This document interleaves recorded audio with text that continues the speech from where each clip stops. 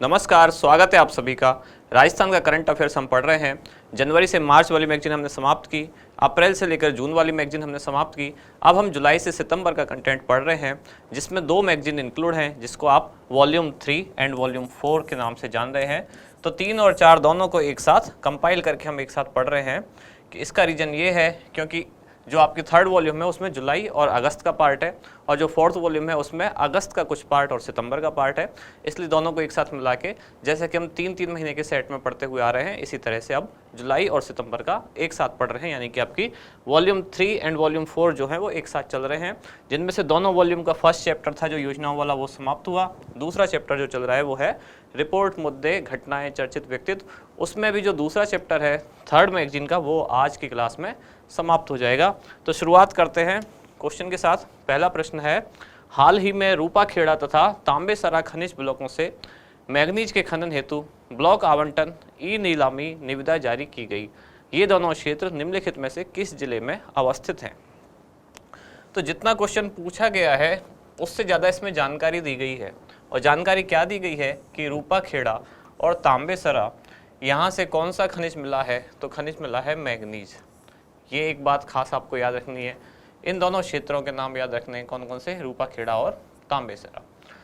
अब क्या बात हुई है कि यहाँ ई नीलामी के लिए निविदा आमंत्रित की गई है, यानी कि पट्टे जारी करने के लिए प्रोसेस आगे चल रहा है। अब हमसे पूछा गया ये कौन से जिले में है? बांसवाड़ा, उदयपुर, राजसमंद या सिरोही? तो इसका उत्तर है बांसवाड़ा। बांसवाड़ा का एक क्षेत्र और है, कौन सा? काला खूंटा। ये नाम भी आप याद रखें।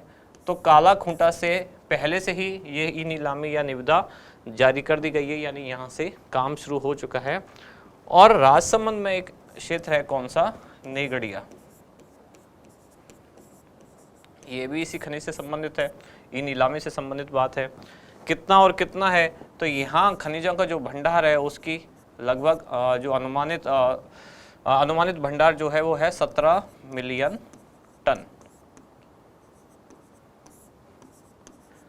और राजसमंद में मैग्नीज के जो अनुमानित भंडार हैं वो लगभग 2.16 मिलियन टन।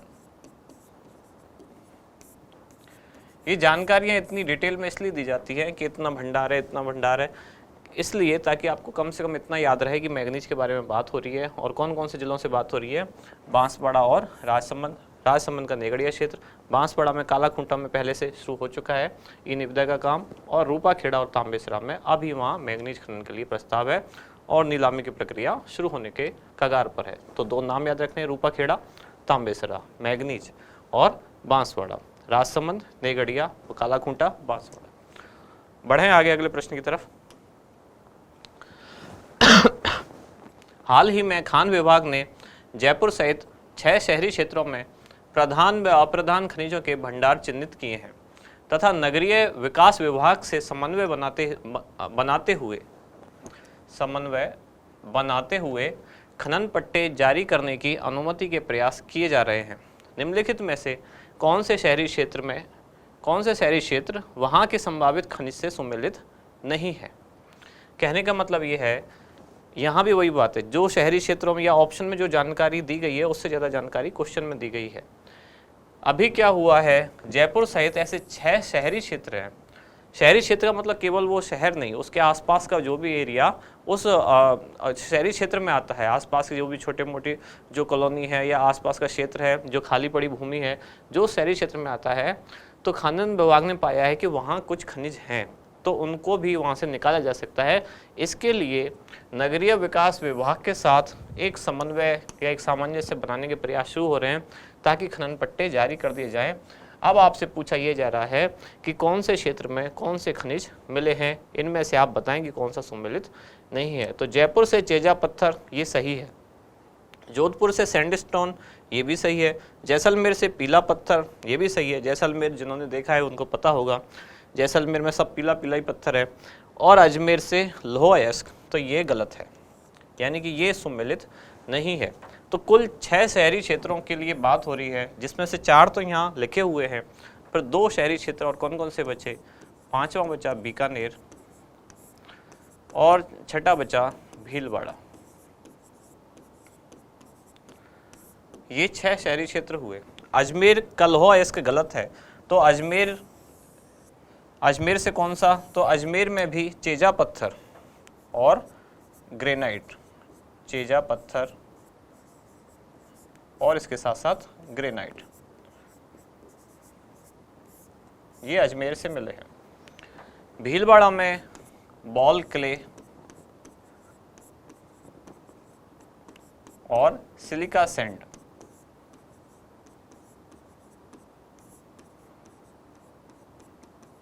और ये जो लोहा अयस्क यहाँ लिखा हुआ है ये किसका है, ये मिला है कहाँ, भीलवाड़ा में लोहा अयस्क और इसके साथ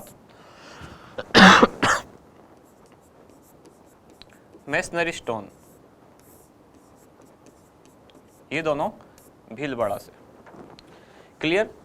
ये क्वेश्चन इंपॉर्टेंट क्यों है, क्योंकि पहली बार ऐसे 6 शहरी क्षेत्र जहां से खनन का काम शुरू करने की अभी बात चल रही है और स्थानीय निकाय के विभाग के साथ या नगरीय विकास विभाग के साथ खान विभाग राजस्थान का समन्वय स्थापित कर रहा है, तो आपको उन 6 शहरों के नाम पता होने चाहिए और उनसे कौन से जो खनिज हैं उनको निकालने की बात चल रही है वो पता होने चाहिए।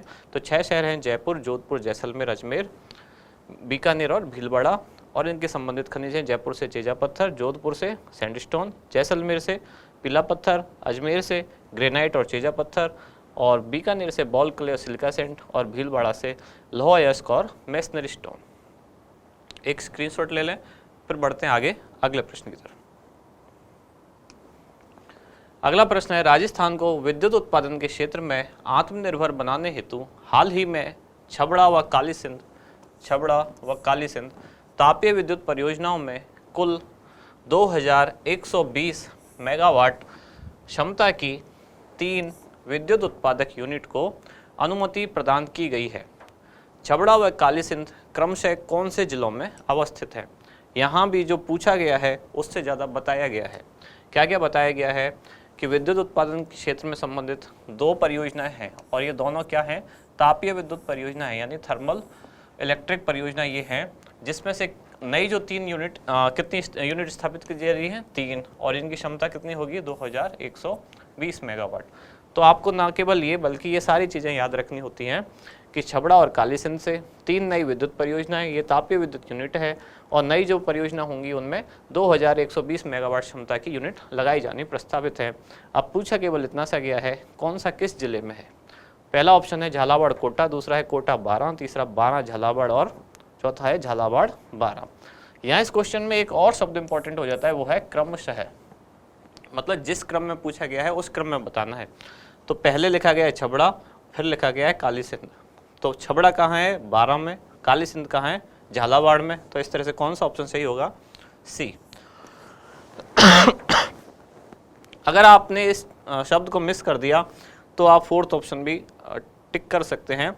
आगे पीछे की कर दिया, झालावाड़ आगे है, मतलब झालावाड़ और छबड़ा ऐसे मैच कर दिया, या काली सिंध और बारां, तो आपका ऑप्शन या क्वेश्चन गलत हो जाएगा। तो पूरे ध्यान से आपको प्रश्न पढ़ना है। अब जो 3 यूनिट लगाई जा रही हैं, इनमें से जो 2 तो लगाई जाएंगी कहाँ, छबड़ा, और एक है जो वो कहाँ, काली सिंध। छबड़ा में जो स्थापित की जाएगी उसकी क्षमता होगी 1 यूनिट की 660 मेगावाट प्रत्येक की, और ऐसी कितनी है, ऐसी 2 है। और काली सिंध में जो ये नई तापीय विद्युत परियोजना है लगाई जाएगी वो कितने यूनिट की, तो 800 मेगावाट। तो कुल 2120 हो जाएंगे, 660 प्लस 660 प्लस 800। तो इस तरह से 3 यूनिट स्थापित की जा रही हैं। कहाँ कहाँ, छबड़ा में 2 और काली सिंध में 1। छबड़ा बारां में है, काली सिंध झालावाड़ में है। इसके साथ ही 2120 मेगावाट की 3 विद्युत उत्पादक यूनिट शुरू होने वाली है। इसका स्क्रीनशॉट लें, फिर चलते हैं आगे अगले प्रश्न की तरफ।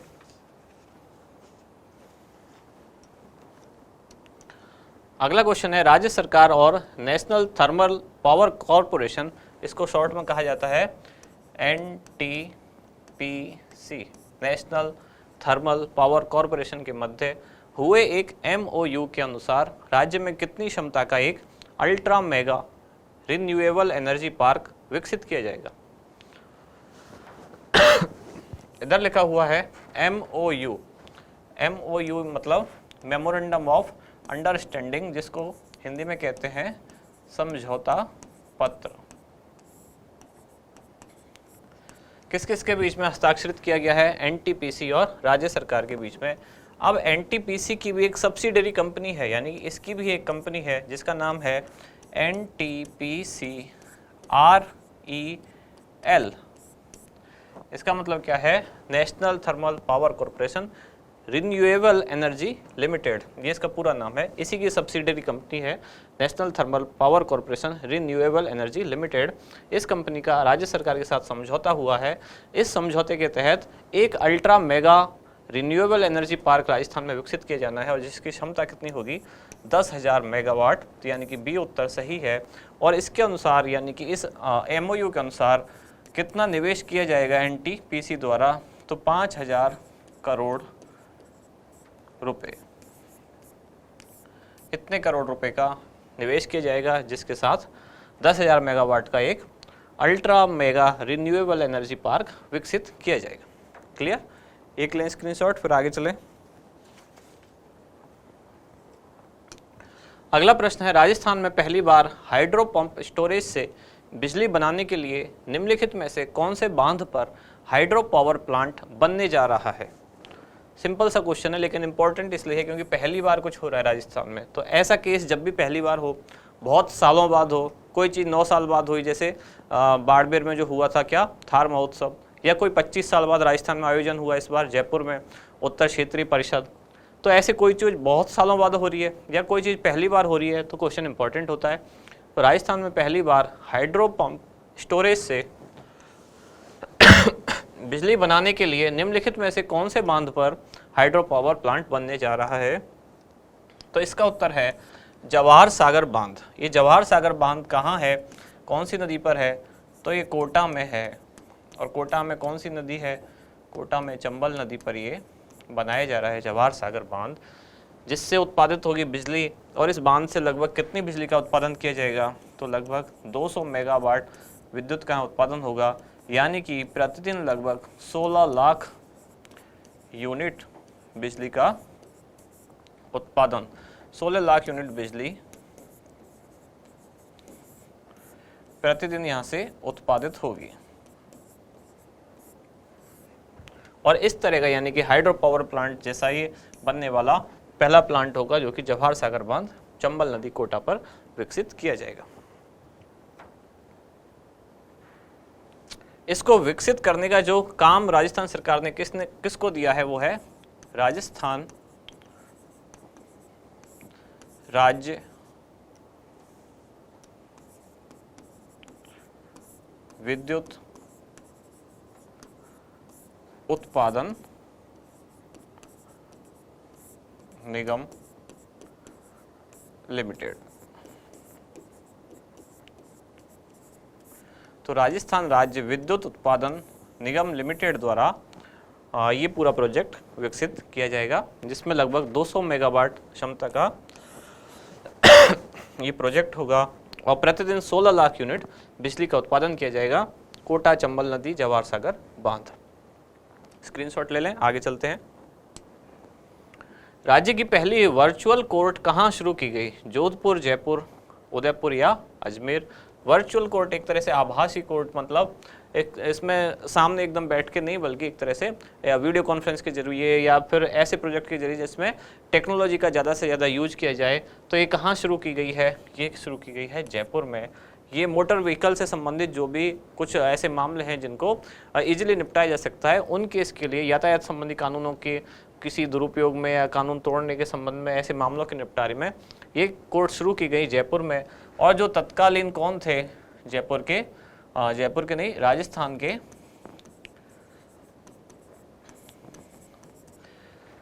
राजस्थान हाई कोर्ट के जो मुख्य न्यायाधीश थे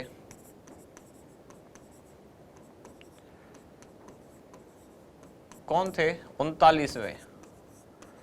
बताएं आप कौन थे? पहले भी हम इनको पढ़ चुके हैं। वो थे एस एस शिंदे यानी कि शिवाजी शिंदे। इनके द्वारा इसका मतलब इसकी शुरुआत की गई एस शिंदे द्वारा। कहाँ? जयपुर में। ये 39वें थे। 40वें कौन है जो अभी वर्तमान है?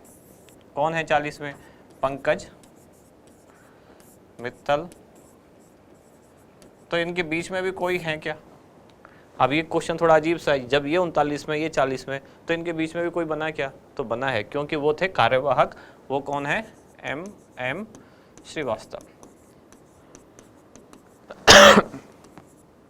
कार्यवाहक हैं इसलिए उनको उस क्रम में कोई नाम नहीं दिया गया। ये क्वेश्चन हम पहले डिस्कस कर चुके हैं। 39 में थे ऐसे शिंदे, फिर कार्यवाहक बने, और ये 2 बार कार्यवाहक बन चुके हैं राजस्थान हाईकोर्ट के मुख्य न्यायाधीश। फिर 40 में बने पंकज मित्तल, जो कि कब बने? 14 अक्टूबर को। क्लियर? चलें आगे। प्रदेश का पहला main line electric multiple unit train coach maintenance depot निम्नलिखित में से किस रेल मार्ग पर बनाया जा रहा है? ये है MEMU, यानी कि main line electric multiple unit. ऐसी एक डीजल से चलने वाली ट्रेन का जो सेट होता है उसको DEMU भी बोलते हैं। ये इलेक्ट्रिक है, यानी बिजली से चलने वाली ट्रेन का सेट है, मतलब उनके कोच का सेट है। तो ये कौन से रूट पर बन रहा है? जयपुर कोटा, जोधपुर अजमेर, जोधपुर फलौदिया, जयपुर रींगस। ये है जयपुर रींगस, यानी यहाँ इन कोच के मेंटेनेंस का एक डिपो बनाया जा रहा है। कहाँ पर? जयपुर रींगस पर। और उसका नाम क्या है, यानी कि वो रेलवे स्टेशन का नाम क्या है? तो रेलवे स्टेशन का नाम है भट्टों की गली।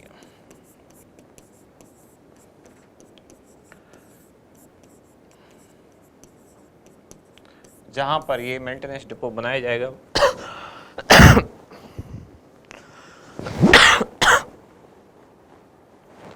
भट्टों की गली railway station, Jaipur Ringas rail मार्ग पर, जहां MEMU यानी कि main line electric multiple unit train coach का मेंटेनेंस डिपो बनाया जाएगा। क्लियर? एक स्क्रीनशॉट ले लें, फिर आगे चलें। हाल ही में राजस्थान में निवेश हेतु जापान की 11 कंपनियों के साथ 1338 करोड़ रुपए का MOU साइन किया गया। तो इन कंपनियों द्वारा निम्नलिखित में से कौन से क्षेत्रों में निवेश किए जाएंगे? तो इसमें भी जानकारी बहुत ज़्यादा है क्वेश्चन में। जैसे इतने करोड़ रुपए का एक समझौता पत्र MOU में बता चुका हूँ। जापान की 11 कंपनी है, तो जापान की 11 कंपनी और राजस्थान सरकार के साथ MOU यानी कि मेमोरेंडम ऑफ अंडरस्टैंडिंग साइन किया गया। और कौन से क्षेत्रों में, यानी एरिया वो कौन कौन से हैं? नीमराना अलवर, गिलोट अलवर, छपरिया की ढाणी, पाली, या उपयुक्त सभी? इसका उत्तर है उपयुक्त सभी, यानी कि जापान की जो 11 कंपनियां हैं उन्होंने राज्य सरकार के साथ एक समझौता पत्र हस्ताक्षरित किया है कि इन सभी क्षेत्रों में वो जो औद्योगिक क्षेत्र है उनका विकास करेंगे। क्लियर? इसमें तो कुछ स्क्रीनशॉट जैसा है ही नहीं, ये तो केवल आपको आंसर याद रखना है कि ये तीनों नाम हैं जो ये याद रखने, कहाँ का? नीमराना, गिलोट अलवर और छपरिया की ढाणी, पाली। अगला प्रश्न है, केंद्रीय रक्षा मंत्री द्वारा हाल ही में निम्नलिखित में से कौन से स्थान पर वीर दुर्गादास राठौड़ की प्रतिमा का अनावरण किया गया? पहला है खंडेला सीकर, दूसरा है कांकाणी जोधपुर, तीसरा है शाहपुरा भीलवाड़ा, या चौथा है सलवा कला जोधपुर। ये सारे जो नाम हैं ये हमने पहले डिस्कस किए हैं। पहले यानी कि कब? जब हमने जनवरी से मार्च वाली मैगजीन पढ़ी थी। जैसे खंडेला में क्या था? यूरेनियम प्रोजेक्ट है जो प्रदेश का पहला कहाँ का? प्रदेश का, राजस्थान का पहला यूरेनियम प्रोजेक्ट। ये नाम मैंने इसीलिए लिखे हैं ताकि बार बार आपके रिवीजन में आते रहें। कांकाणी में क्या है ये बताएं आप। शाहपुरा में क्या है? कुछ दिन पहले हमने सुजस वाली क्लास में पढ़ा था। शाहपुरा में ऐसा ही कुछ हुआ, यानी कि एक पैनोरमा बनाया जा रहा है। किसका? वो है केसरी सिंह बारहट का। तो वो शाहपुरा, और इसका उत्तर क्या है? इसका है सलवा कला जोधपुर, जहाँ वीर दुर्गादास राठौड़ की पंच धातु से बनी हुई 12 फीट ऊंची 1400 किलोग्राम 1400 किलोग्राम वजन की एक प्रतिमा स्थापित की गई है। और किसके सहयोग से? तो जोधपुर के ही निवासी हैं, लेकिन अब वो अमेरिका रहते हैं। एक तरह से कह सकते हैं इनको NRI या भारतीय मूल के हैं। जोधपुर के निवासी हैं लेकिन अमेरिका रहते हैं। नाम क्या उनका? दिलीप करण है। ये जोधपुर के लेकिन अब अमेरिका में है, तो इसलिए मैं दोनों लिख रहा हूँ। इनके नाम क्या आ गया आप समझ जाएं। जोधपुर, लेकिन वर्तमान में कहाँ है? अमेरिका। दिलीप करण, इनके सहयोग के द्वारा ये मूर्ति स्थापित की गई है। अनावरण किसने किया? रक्षा मंत्री द्वारा। एक और पैनोरमा बनाई जा रही है जो शाहपुरा में, वो जिसकी अभी घोषणा की गई है, और वो पैनोरमा किसकी होगी? पैनोरमा मतलब चित्रावली, और ये किसका? केसरी सिंह बारहट।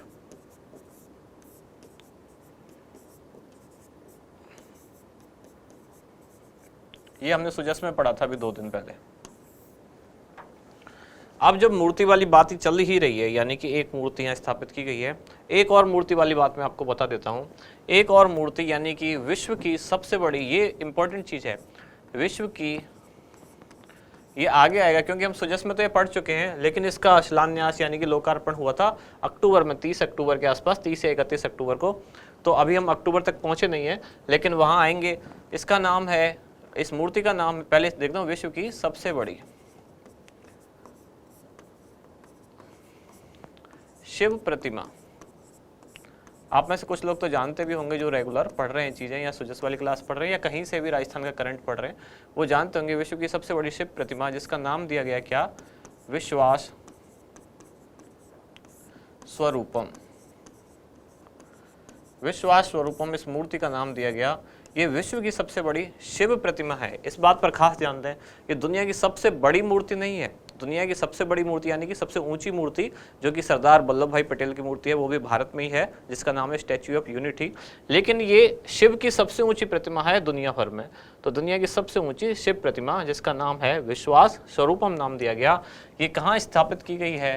तो ये है गणेश की टीकरी, और ये कहाँ है? नाथद्वारा, और नाथद्वारा कहाँ है? राजसमंद।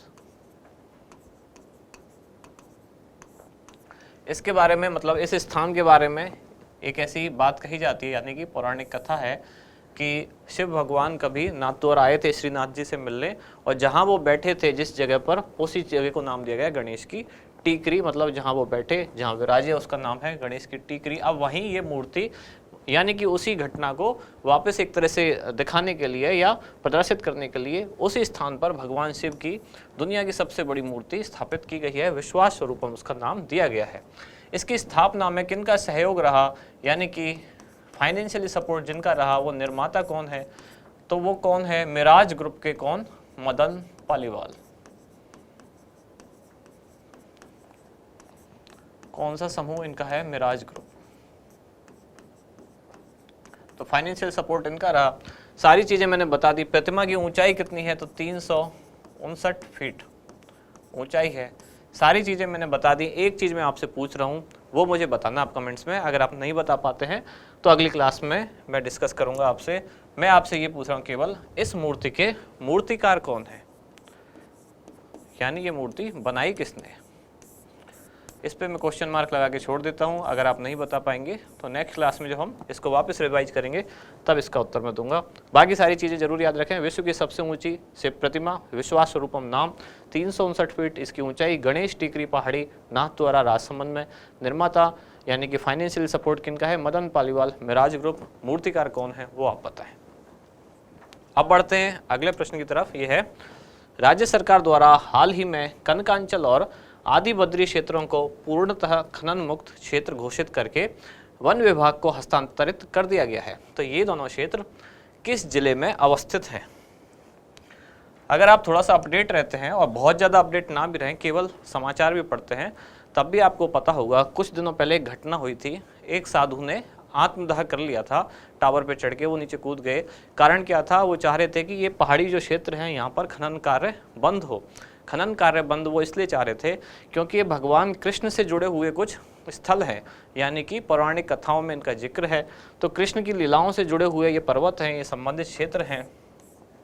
तो खनन कार्य से जो कृष्ण से जुड़ी हुई यादें हैं या जो स्मृतियां हैं भगवान कृष्ण से संबंधित, वो नष्ट हो रही थी। तो इस चीज़ से वो साधु आहत थे। उनमें से एक टावर पे चढ़ गया, उन्होंने आत्मदाह भी कर लिया। अब आपको बताना है कि ये दोनों क्षेत्र कौन से जिले में स्थित हैं। बहुत बड़ा हिंट मैं दे चुका हूँ आपको, क्योंकि भगवान कृष्ण से संबंधित क्षेत्र राजस्थान में कौन से जिले में है? तो वो ब्रज एरिया है, ब्रज का क्षेत्र है। वो कहाँ है? अलवर, भरतपुर, कोटा या उदयपुर? तो ये है भरतपुर। अब इसमें जो आपकी बुकलेट है उसमें भरतपुर की 2 तहसील दी गई हैं। उसमें लिखा हुआ है नगर और पहाड़ी तहसील। तो उसमें लिखा हुआ है कि ये जो क्षेत्र है यानी कि कनकांचल और आदि बद्री नगर और पहाड़ी क्षेत्र तहसील में है। इसमें मुझे डाउट है क्योंकि मेरे हिसाब से ये नगर और पहाड़ी नहीं, ये है डीग और कामा, क्योंकि जब ब्रज क्षेत्र की बात होती है तो पहाड़ी और नगर में ब्रज क्षेत्र, और मतलब ब्रज क्षेत्र में पहाड़ी और नगर शामिल ही नहीं है, डीग और कामा। और अगर जो लोग उधर की साइड के हैं यानी कि भरतपुर जिले के हैं, जो जानते हों, अच्छे से जानते हों इन दोनों एरिया को, वो कमेंट्स में ज़रूर बताएं कि कौन सी तहसील में है, नगर पहाड़ी में या डीग कामा में। क्योंकि जहाँ तक मुझे याद है ये डीग और कामा की तहसील में है, क्योंकि सुजस वाली क्लास में अभी जब हमने न्यूज़ को पढ़ा था तो हमने यही पढ़ा था, डीग और कामा के आसपास के जो क्षेत्र हैं उन्हीं में ही ये एरिया हैं दोनों। कौन कौन से? कनकांचल और आदि बद्री। तो आज की क्लास के क्वेश्चन इतने ही हैं। आज हमने 10 क्वेश्चन रखे क्योंकि इसी के साथ ये वाला चैप्टर जो थर्ड मैगजीन का है, जिसमें रिपोर्ट, मुद्दे, चर्चित व्यक्तित्व और घटनाएं कुछ हैं, वो यहाँ समाप्त होते हैं। अब पुरानी क्लास जो हमारी थी दूसरा एक आज कम क्वेश्चन रखने का रीज़न ये भी है कि मुझे बोलने में थोड़ी आज दिक्कत हो रही है, बार बार खांसी आ रही है, इसलिए मैंने क्वेश्चन आज 5 कम रखे हैं। रिवाइज कर लेते हैं पुरानी क्लास की। नीति आयोग द्वारा जुलाई 2022 में जारी किए गए भारत नवाचार सूचकांक 2021 के अंतर्गत बड़े राज्य यानी मेजर स्टेट की श्रेणी में राजस्थान को कौन सा स्थान प्राप्त हुआ? तो मैंने बताया था कि ये जो चारों स्थान है राजस्थान के ही हैं और नीति आयोग द्वारा ही जारी किए गए विभिन्न सूचकांकों के हैं। आपको ये चारों बहुत अच्छे से याद रखने हैं। इंडिया इनोवेशन इंडेक्स यानी कि भारत नवाचार सूचकांक में राजस्थान को बड़े राज्यों में 12वां स्थान मिला और 12.88 राजस्थान का स्कोर था। इसमें जो दूसरी कैटेगरी थी एक यानी कि north east and hill state यानी कि उत्तर पूर्वी और पहाड़ी राज्य, उनमें पहला रहा मणिपुर। और संघ शासित प्रदेश साथ ही शहरी जो राज्य हैं उनमें पहला रहा चंडीगढ़। राजस्थान को 11वां स्थान किस में मिला था? नीति आयोग के EPI यानी कि निर्यात तैयारी सूचकांक एक्सपोर्ट प्रिपेयर्डनेस इंडेक्स में। और राजस्थान को 17वां स्थान किस में मिला था? तो नीति आयोग के SECI यानी कि state energy and climate index में, यानी कि राज्य ऊर्जा व जलवायु सूचकांक में। और 16वां स्थान राजस्थान को नीति आयोग के हेल्थ इंडेक्स यानी कि स्वास्थ्य सूचकांक में मिला। और जिसमें राजस्थान को 12वां स्थान मिला किसमें? कौन सा है ये? भारत नवाचार सूचकांक, उसमें पहला किसको मिला? कर्नाटक को। और लास्ट बड़े राज्यों में कौन रहा? छत्तीसगढ़। हाल ही में केंद्रीय शिक्षा मंत्रालय द्वारा नेशनल इंस्टीट्यूशनल रैंकिंग फ्रेमवर्क यानी कि NIRF 2022 में राजस्थान के 4 शिक्षण संस्थान टॉप 100 की सूची में शामिल हुए। इनमें से सर्वश्रेष्ठ रैंक किसे प्राप्त हुई? तो सर्वश्रेष्ठ रैंक मिली थी बिट्स पिलानी को, जिसकी रैंक थी 32वीं। उसके बाद एम्स जोधपुर जिसकी रैंक थी 86, बनस्थली विद्यापीठ थी 87 और MNIT थी 91।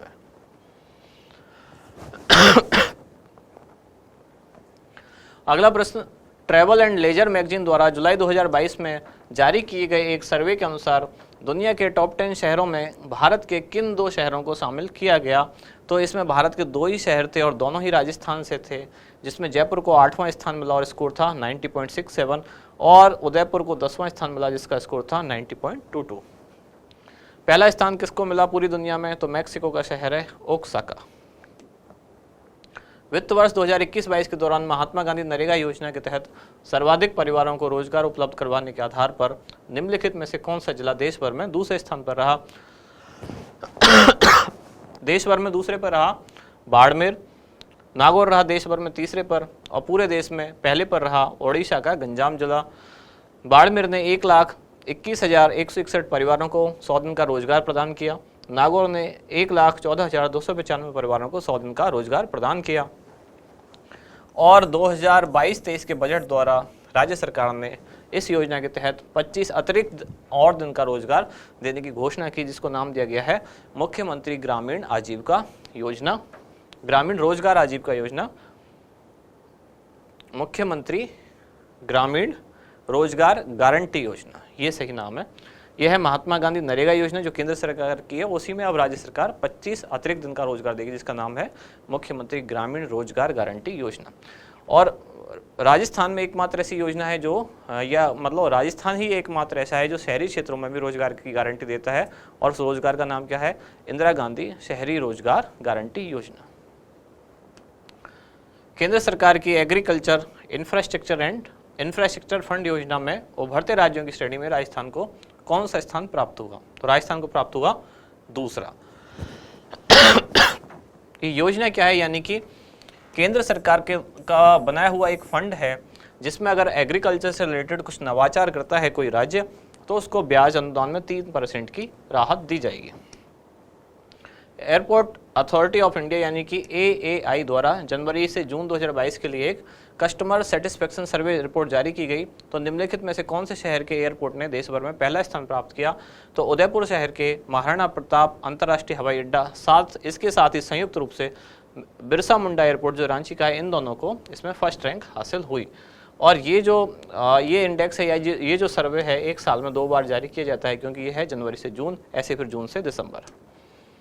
राजस्थान महिला निधि संस्थान की स्थापना हेतु राजस्थान सरकार द्वारा निम्नलिखित में से किस राज्य के साथ समझौता हस्ताक्षरित किया गया? इस क्वेश्चन को कई बार देख चुका और एक बार पूछा भी जा चुका है। तो ये है तेलंगाना के साथ। तमिलनाडु के साथ भी राजस्थान ने एक तरह का तमिलनाडु की तर्ज पर एक योजना लागू की है। वो कौन सी है? मुख्यमंत्री जीवन रक्षक योजना, वो तमिलनाडु की तर्ज पर है। और ये योजना किसके सहयोग के द्वारा? तो राजस्थान का राजीविका यानी कि राजस्थान ग्रामीण आजीविका विकास परिषद और स्त्री निधि तेलंगाना, इन दोनों के बीच में समझौता पत्र हस्ताक्षरित किया गया, जिसके तहत महिलाओं को या महिला उद्यमियों को रोजगार स्थापना में मदद करता है, मतलब उन्हें ऋण देता है। 48 घंटे में ऋण प्रोवाइड कराया जाएगा अगर 40,000 तक का ऋण है, और अगर 3 लाख रुपए तक का ऋण है तो 15 दिन के अंदर। झालावाड़ जिले के एक महिला स्वयं सहायता समूह द्वारा मधुमक्खी पालन करके शहद उत्पादन शुरू किया गया। तो मधुमक्खी झालावाड़ी शहद ब्रांड का शुभारंभ किया गया। इस स्वयं सहायता समूह को सरकार के किस संस्थान द्वारा सहायता प्राप्त है? तो यह है राजस्थान ग्रामीण आजीविका विकास परिषद यानी कि राजीविका। इसीलिए हमने राजीविका के बारे में थोड़ी चीज़ें पढ़ी थी। इसकी स्थापना हुई अक्टूबर 2010 में। अध्यक्ष हैं इसके मुख्यमंत्री यानी कि पदेन अध्यक्ष होते हैं। उपाध्यक्ष इसके होते हैं जो ग्रामीण विकास विभाग के मंत्री होंगे, और इसका प्रशासनिक नियंत्रण, इसका मतलब किसकी बात हो रही है? ये बात हो रही है राजीविका। तो राजीविका का प्रशासनिक नियंत्रण कौन करेगा? ग्रामीण विकास एवं पंचायती राज विभाग राजस्थान। हाई स्पीड ट्रेनों के लिए भारत का पहला डेडिकेटेड ट्रैक निम्नलिखित में से कौन से जिले में बनाया जा रहा है? तो ये नागौर के नावा में बनाया जा रहा है। 35 किलोमीटर का ट्रैक है। इसके सभी स्टेशन सोलर एनर्जी द्वारा संचालित होंगे, यानी कि सभी स्टेशन ग्रीन स्टेशन होंगे। ग्रीन से मतलब ये नहीं होता है कि उनका कलर ग्रीन होगा, ग्रीन से मतलब ये है कि वो पर्यावरण को नुकसान नहीं पहुंचाएंगे, यानी कि सभी सोलर एनर्जी से चलने वाले होंगे। और इस ट्रैक को तैयार करने का जो समय निर्धारित किया गया है वो है वर्ष 2024। हाल ही में राज्य सरकार द्वारा राष्ट्रीय स्तर के फॉरेंसिक साइंस संस्थान की स्थापना हेतु 15 एकड़ भूमि आवंटित की गई है। यह संस्थान कहाँ स्थापित किया जाएगा? तो ये जोधपुर में स्थापित किया जाएगा। जोधपुर के सरदार पटेल पुलिस विश्वविद्यालय, साथ ही नेशनल फॉरेंसिक साइंस यूनिवर्सिटी जो गुजरात में है, दोनों के संयुक्त संचालन के द्वारा ये जो इंस्टीट्यूट है वो संचालित होगा। सितंबर 2022 को केंद्रीय गृह मंत्री द्वारा श्री तनोट मंदिर कॉम्प्लेक्स की नींव रखी गई। इस कॉम्प्लेक्स का संचालन तथा रख रखाव निम्नलिखित में से किसके द्वारा किया गया? तो इसका संचालन और रख रखाव होगा BSF यानी कि बॉर्डर सिक्योरिटी फोर्स, उसके द्वारा। और जो केंद्रीय पर्यटन मंत्रालय है वो इसके लिए बजट देगा। बॉर्डर टूरिज्म एक योजना है, यानी कि बॉर्डर से लगते हुए जो ऐसे क्षेत्र हैं जिनको पर्यटकों के लिए आकर्षक स्थल बनाया जा सकता है, उनके लिए केंद्र सरकार प्रयासरत है। उसी के तहत इस क्षेत्र को चुना गया, तनोट माता मंदिर को। अगला प्रश्न है, आज़ादी के अमृत महोत्सव के अंतर्गत राजस्थान के 1 करोड़ स्कूली विद्यार्थियों द्वारा देशभक्ति गीतों का सामूहिक गायन करके विश्व रिकॉर्ड बनाया गया। इस कार्यक्रम का प्रारंभ निम्नलिखित में से किस गीत के द्वारा हुआ? तो इस रिकॉर्ड को कब बनाया गया? तो 12 अगस्त को सुबह 10 बजे सभी सरकारी और प्राइवेट स्कूल के बच्चों ने, कक्षा 9वीं से 12वीं के बच्चों ने 6 गीतों को एक साथ गाया। इनकी शुरुआत हुई थी वंदे मातरम से। वंदे मातरम पहला गीत, फिर झंडा ऊंचा रहे हमारा सारे जहां से अच्छा, फिर आओ बच्चों तुम्हें दिखाएं झांकी हिंदुस्तान की, और फिर हम होंगे कामयाब, और लास्ट में जो गीत था वो था जन गण मन अधिनायक जय है, यानी कि हमारा राष्ट्रगान। उसके साथ ये समाप्त हुआ कार्यक्रम। Mahatma Gandhi Institute of Governance and Social Science ने अपने आधारभूत विकास और संस्थान को अंतर्राष्ट्रीय स्तर के रूप में विकसित करने हेतु निम्नलिखित में से किस संस्थान के साथ समझौता पत्र हस्ताक्षरित किया है? तो ये संस्थान है Tata institute of social science. बाकी के जो ऑप्शन है वो भी कभी ना कभी हमने पढ़े थे, जैसे कॉर्बर्स इंडिया का एक इनोवेशन है मेरा पैड, जो कि बांस के कपड़े से बना हुआ पैड है। तो राजस्थान सरकार इसको उड़ान योजना में शामिल करने पर विचार कर रही है। वेदांता समूह और आंगनवाड़ी केंद्रों के साथ नंदघर, L&T कंपनी का नागौर की स्थानीय प्रशासन के साथ अभियान प्रकाश, सारी चीज़ें हम पहले पढ़े हुए हैं। राजस्थान के पहले सुव्यवस्थित मोटर मार्केट का लोकार्पण निम्नलिखित में से कौन से स्थान पर? तो ये कोटा एरोड्रम सर्किल के पास। हाल ही में राजस्थान डोमेस्टिक ट्रेवल मार्ट के दूसरे संस्करण का आयोजन निम्नलिखित में से किसके द्वारा किया गया? कला व संस्कृति विभाग राजस्थान, पर्यटन विभाग Rajasthan, federation of hospitality and tourism in Rajasthan यानी कि FSTR। तो इसका आंसर है B एंड C यानी कि पर्यटन विभाग राजस्थान और FSTR दोनों इनके द्वारा ये। और ये आयोजित कब हुआ? तो ये 22 से 24 जुलाई 2022 में इसका आयोजन किया गया। तो यहाँ तो आज और कल दोनों की क्लास समाप्त होती है। बाकी कमेंट्स में मुझसे किसी ने पूछा था, एक क्वेश्चन तो पहले आप लोगों ने पूछा था जो वरिष्ठ नागरिक तीर्थ यात्रा योजना से संबंधित था कि ये 14 स्थान है या 15 स्थान है, वो मैं कल आपको बता चुका हूँ। पूरी योजना मैंने यहाँ एज इट इज जो सुजस वाली क्लास थी वहाँ से यहाँ मैंने कॉपी करके आपको दिखाई थी कि कुल 15 स्थान है, जिसमें रेल मार्ग द्वारा है 14 और एक है हवाई मार्ग द्वारा, और जो भारत के अंदर है वो भी 14 ही हैं जो कि रेल मार्ग द्वारा है, और भारत के बाहर केवल एक है, वो कौन सा है? काठमांडू नेपाल में पशुपतिनाथ मंदिर, और हवाई मार्ग द्वारा भी केवल एक वही संस्थान है। अब एक कमेंट ये भी था कि खेलो इंडिया एडिशन को लेकर बात है कि खेलो इंडिया, जबकि उसमें इतने कंफ्यूज होने की कोई बात नहीं है, बहुत ही साधारण सी बात है। खेलो इंडिया यूथ गेम, और उसमें कंफ्यूजन क्या है? कंफ्यूजन केवल इतना सा है, इसका जो चौथा संस्करण था वही तो हमने पढ़ा है अभी, फोर्थ। तो चौथा संस्करण है, उनका कंफ्यूजन ये है कि ये 2021 वाला है कि 2022 वाला है। इसमें आपको परेशान होने की बिल्कुल ज़रूरत नहीं है। जैसे आपने सुना टोक्यो ओलंपिक 2020, लेकिन क्या वो 2020 में आयोजित हुआ? नहीं, क्योंकि बीच में क्या आया था? कोविड। तो कोविड के टाइम पे ही ये गेम के साथ क्या हुआ? इसका टाइटल तो यही है, यानी टाइटल तो यही है खेलो इंडिया यूथ गेम 2021। खेलो इंडिया यूथ गेम का जो पहला संस्करण था वो शुरू हुआ 2018 में पहला, तो फिर दूसरा कब होगा? ये वार्षिक आयोजन होना था इनका, तो हर साल होना था। दूसरा होगा 19 में, तीसरा होगा 2020 में, और चौथा कब होगा? तो 2021 में आयोजित होना था। तो चौथे संस्करण का नाम क्या है? खेलो इंडिया यूथ गेम 2021। संस्करण का टाइटल यही है, लेकिन क्या हुआ? ये 21 में आयोजित हो नहीं पाया क्योंकि बीच में आ गया कोविड। उसके कारण 3 बार इसकी तिथियां बदली गई, और फाइनली जब इसका आयोजन हुआ वो जाके हुआ 4 से लेकर 13 जून 2022 में। तो आयोजन हुआ 2022 में, लेकिन गेम कब के हैं? 2021 वाले, यानी टाइटल वही चला रहा है। कोविड की वजह से सारे प्रोग्राम में यही हुआ है, तो इसमें कन्फ्यूज होने की ज़रूरत नहीं है। गेम का नाम वही है, जैसे टोक्यो ओलंपिक 2020 बोलेंगे, लेकिन आयोजन हुआ 2021 में।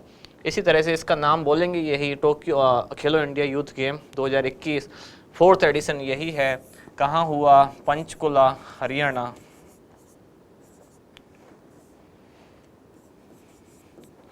इसकी मेजबान सिटी ये कौन सी चुनी गई? पंचकुला, हरियाणा। उद्घाटन किसने किया था? तो गृह मंत्री। कौन है भारत के गृह मंत्री? श्री अमित शाह। इनके द्वारा चौथे संस्करण का उद्घाटन किया गया। पंचकुला हरियाणा को मेजबान शहर घोषित किया गया। ये जो पहला, दूसरा और तीसरा है, चलो ये भी बता देता हूँ। पहला कहाँ हुआ? दिल्ली। दूसरा कहाँ हुआ? पुणे। तीसरा कहाँ हुआ? गुवाहाटी। ये यानी कि ये इसके मेजबान शहर है। और चौथा हरियाणा का पंचकुला। क्लियर? अब तो बात क्लियर हुई, क्योंकि ये कमेंट था, मैं एक बार देखता हूँ, ऋतु अग्रवाल, और इन्होंने ये कमेंट पहले भी एक क्लास में पूछा है, तब मैं आपको, और मैंने इसका आपको आंसर भी दिया है कमेंट्स में, लेकिन बाई मिस्टेक या कुछ ऐसा हुआ है, कुछ टेक्निकल एरर है कि वो मेरा कमेंट जो है वो अपडेट नहीं हो पाया, यानी कि आपको शो नहीं कर रहा होगा। लेकिन मैंने यही सारी चीज़ें आपको कमेंट में वापस रिप्लाई भी की थी, लेकिन वो पहुँची नहीं आप तक, तो आज मैंने इसको क्लियर कर दिया है। अब ऐसी चीज़ों में आपको परेशान नहीं होना चाहिए, क्योंकि डेट वाली जो चीज़ें हैं वो सबको पता है कि कोविड के कारण डेट आगे बढ़ गई, डेट्स तो चेंज हुई, लेकिन क्या हुआ? उस टाइटल का नाम वही रह गया। टाइटल का नाम 2021 ही है, वो आयोजित 2022 में। आप हर आयोजन में ऐसा देख रहे होंगे, केवल कोविड की भी बात हटा दें हम, तो बहुत सारी चीज़ें ऐसी, जैसे ये इंडेक्स है वर्ष 2021 का, और इसको जारी किया गया 2022 में। इसलिए अगर ऐसी कोई बात होती है तो क्वेश्चन में डिटेल में लिखा हुआ आएगा कि ये इंडेक्स, जैसे नीति आयोग द्वारा जारी भारत नवाचार सूचकांक 2021 क्लियर लिखा होगा जो कि 2022 में जारी किया गया, मैं राजस्थान को कौन सा स्थान प्राप्त हुआ। तो इस तरह की चीज़ें होंगी, उनसे आपको बहुत ज़्यादा परेशान होने की ज़रूरत नहीं है, पैनिक होने की ज़रूरत नहीं है। एक और चीज़ जो आप लोग बार बार पूछ रहे थे, उसका ये समाधान हो गया है। और आप बार बार क्या पूछ रहे थे कि जो करंट अफेयर्स की बुकलेट है कौन सी है, वॉल्यूम 2 किसी को नहीं मिल रही मार्केट में, किसी ने कहा हमें 3rd नहीं मिल रही, किसी ने कहा हमें 4th नहीं मिल रही, किसी ने कहा कि हमारी जो है एप्लीकेशन उस पर नहीं चल रही है या हम डाउनलोड नहीं कर पा रहे हैं। तो अब ये आपको एक एक जो अलग अलग पार्ट्स हैं उनके लिए परेशान नहीं होना पड़ेगा, उन सबको कंपाइल करके अब वार्षिक अंक आने वाला है कुछ दिन में। तो ये अब प्रिंटिंग प्रेस में जा चुका है यहाँ से, तो अगले 1-2 दिन में आपको मिलना भी शुरू हो जाएगा, जिसमें जनवरी से लेकर नवंबर तक का सारा करंट अफेयर्स रखा गया है। जो हम ये क्लास में पढ़ रहे होते हैं ये इसी पर आधारित है। इसमें सारा ये जो है मैटर जो है वो थ्योरेटिकल फॉर्म में यानी कि पैराग्राफ में लिखा हुआ है और हम उसी पे आधारित ऑब्जेक्टिव क्वेश्चन यहाँ डिस्कस कर रहे हैं। तो अगर आप लेना चाहें, क्योंकि अगर आप ये क्लास देख रहे हैं इसका मतलब आप अपना टाइम यहाँ इन्वेस्ट कर रहे हैं, और अगर आप अपना टाइम यहाँ इन्वेस्ट कर रहे हैं तो मैं चाहता हूँ कि आपको आउटपुट भी पूरा मिले। तो इसके लिए अगर आप पहले से उन चीज़ों को पढ़ेंगे, यहाँ क्लास के बाद जाके वापस उसको पढ़ लेंगे, तो आपको ले लेना चाहिए। मेरी पर्सनल एडवाइस ये है, कुछ दिनों बाद ये आना शुरू हो जाएगा, बाकी आपकी इच्छा है, ऐसा कुछ है नहीं कि ज़बरदस्ती लेना। क्योंकि इसके बाद फिर आपको पीडीएफ के लिए भी परेशान नहीं होना पड़ेगा कि क्लास की पीडीएफ डालो या हर दिन का सॉल्यूशन डालो, क्योंकि सारा सॉल्यूशन इसमें है, वही सारा कंटेंट है, उसी पे आधारित क्वेश्चन हम डिस्कस कर रहे हैं। तो आने वाले 2-4 दिन में ये आपको मार्केट में मिलना शुरू हो जाएगा। तो आज की क्लास रखते हैं यहीं तक, अब मिलते हैं अगली क्लास में। धन्यवाद।